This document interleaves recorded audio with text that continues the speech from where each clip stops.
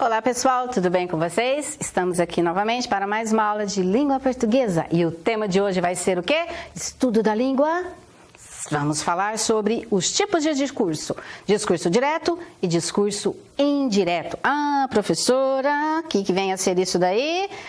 Vamos entender o que significa a palavra discurso. Fala. Todas as vezes que a gente fala de discurso, nós estamos falando da fala, né, das conversas. Ou seja, texto usado na comunicação oral ou na comunicação escrita. Muito bem. E nós vamos ter nessa comunicação aí o discurso direto e o discurso indireto. E aqui, gente, nós vamos entender a diferença dos dois. Quando a gente usa um, quando a gente usa o outro. Então vamos lá. Observe a tirinha. Nós temos uma tirinha aqui da Mafalda. Então, olha só, quem não entendeu, levante a mão. Aí o rapazinho lá, que é o Manolinho, levantou a mão. O que você não entendeu, Manolito? Nada, desde março até agora. Observe também que essa tirinha, ela também tem um humor. Lembra que a gente falou na aula passada das narrativas de humor? Então, é uma tirinha de humor que a gente precisa ser perspicaz, entender o contexto para observar o humor aí. O humor está aqui aonde? Quando a professora pergunta o que o aluno não tinha entendido, e o que ele responde? Que ele não tinha entendido nada desde lá do início das aulas. Coitada dessa professora, né? Então vamos ver, gente. Ó, nos balões dos quadrinhos, o discurso usado sempre vai ser o direto, ou seja, as falas são representadas pelas próprias personagens. Elas mesmas falam o que elas têm de falar. Então vamos ver, qual que vai ser a estrutura desse discurso, do discurso direto? O que a gente precisa saber para nos orientarmos com relação a isso?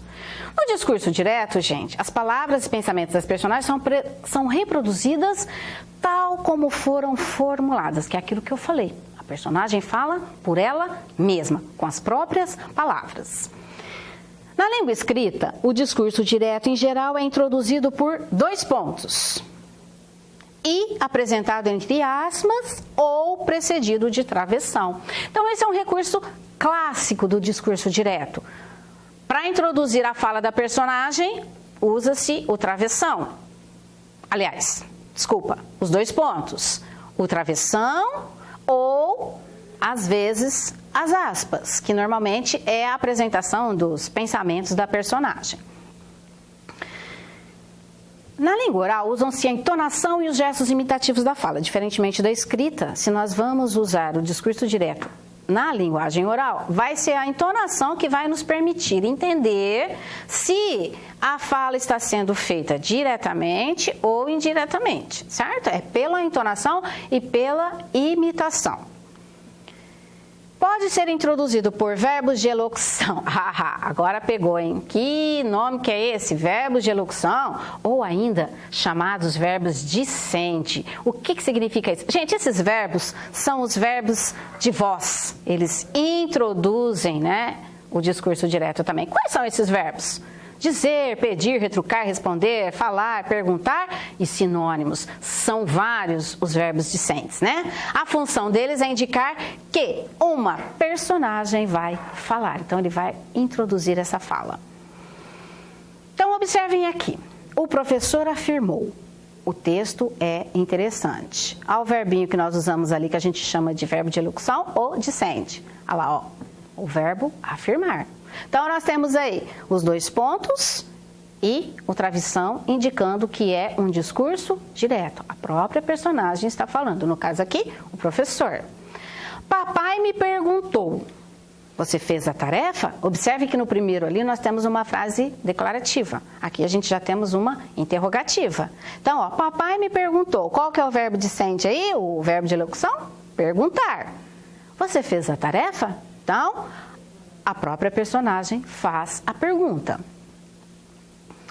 O texto é interessante, afirmou o professor.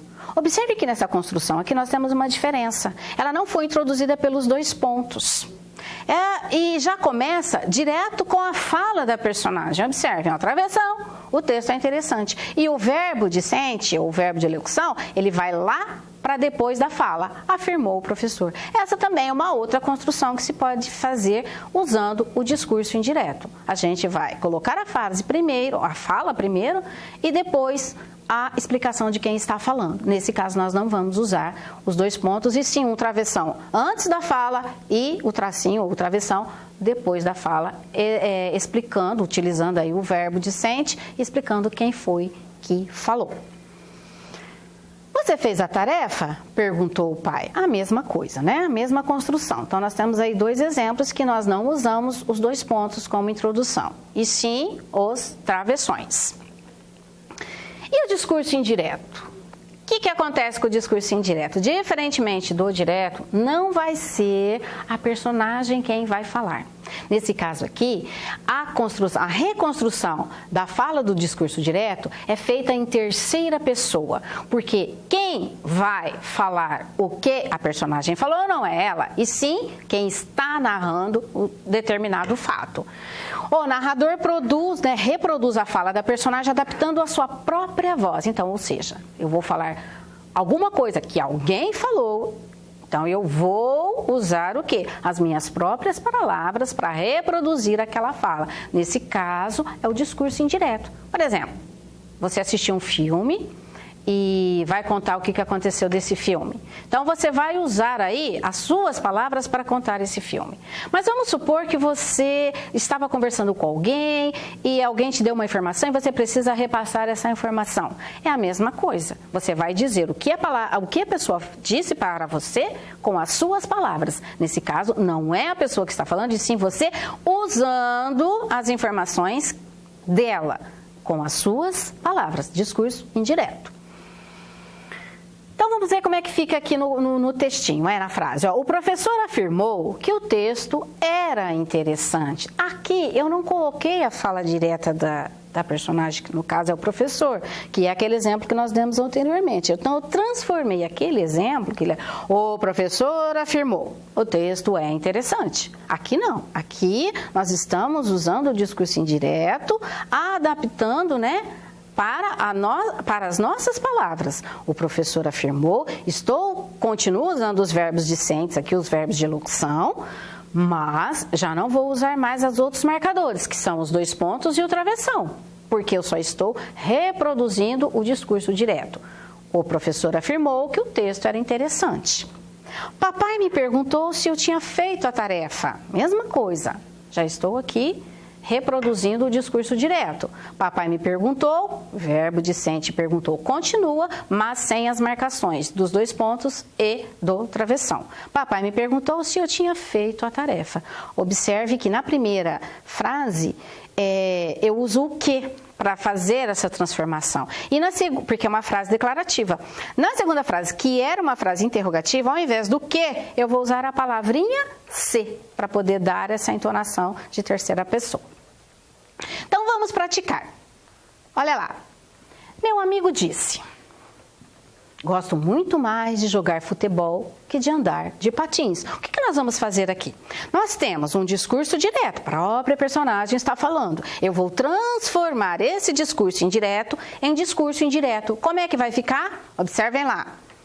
Meu amigo disse, olha lá o que, introduzindo a fala do narrador, que vai reproduzir o discurso direto, transformando ele em direto. Olha lá. Meu amigo disse que gostava mais de jogar futebol que de andar de patins. Observem que eu dei a mesma informação da colocação anterior, porém com outras palavras, mas a gente entende a mesma coisa. Então, na primeira parte, nós temos o discurso direto, a própria personagem está falando, e na segunda, o discurso indireto. O narrador, com as palavras dele, reproduz a fala da personagem.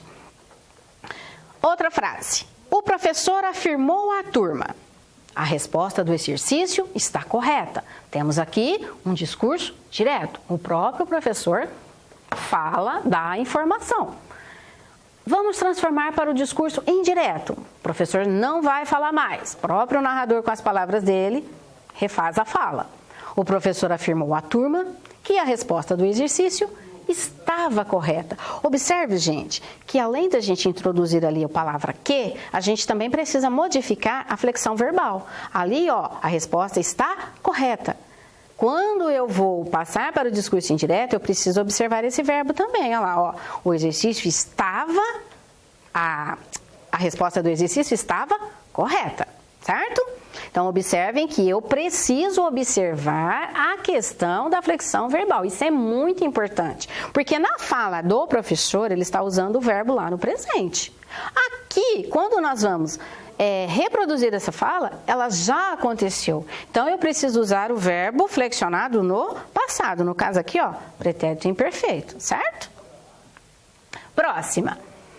O guarda de trânsito ordenou ao motorista: não pare na faixa de pedestre. Fala direta do guarda. Vamos ver como é que fica transformada para o discurso indireto. O guarda de trânsito ordenou ao motorista que não parasse na faixa de pedestre. Observem aí, dei a mesma informação novamente, porém com outras palavras. Tive que fazer algumas alterações para que ficasse da forma correta, lá para a terceira pessoa. Então, o guarda de trânsito ordenou ao motorista que não parasse na faixa de pedestre. A mesma coisa com o que ele havia dito anteriormente. Próxima. O motorista respondeu, ó, continuando a questão do guarda de trânsito: vou estacionar mais adiante. Então, quando o motorista é abordado pelo guarda, dizendo que ele não pode estacionar aí, então ele responde: eu não quero ser multado, né? Vou estacionar mais adiante. Como que fica esse discurso direto no indireto? Olha lá, mesma informação. Sem dois pontos, sem travessão, passando o texto para a terceira pessoa. O motorista respondeu que ia ou iria estacionar mais adiante. Observem aí que nós utilizamos o quê? A flexão verbal diferente também, certo? Hoje vocês aprenderam então o que, gente? A diferença entre o discurso direto e o discurso indireto. Não se esqueçam, discurso direto, a personagem fala por ela mesma. Indireto, as falas dessa personagem, elas vão ser reproduzidas em terceira pessoa pelo próprio narrador, ou seja, ele vai usar as palavras dele para representar a fala da personagem. Então, isso é uma opção de cada autor. Ele pode utilizar o discurso direto dos seus textos ou o indireto. Lembrando que discurso direto ou indireto é usado somente em textos narrativos. Textos narrativos, aqueles que contam o quê? Uma história. Certo, gente? Não se esqueçam disso. Então, espero que vocês tenham gostado dessa aula e até a próxima, pessoal!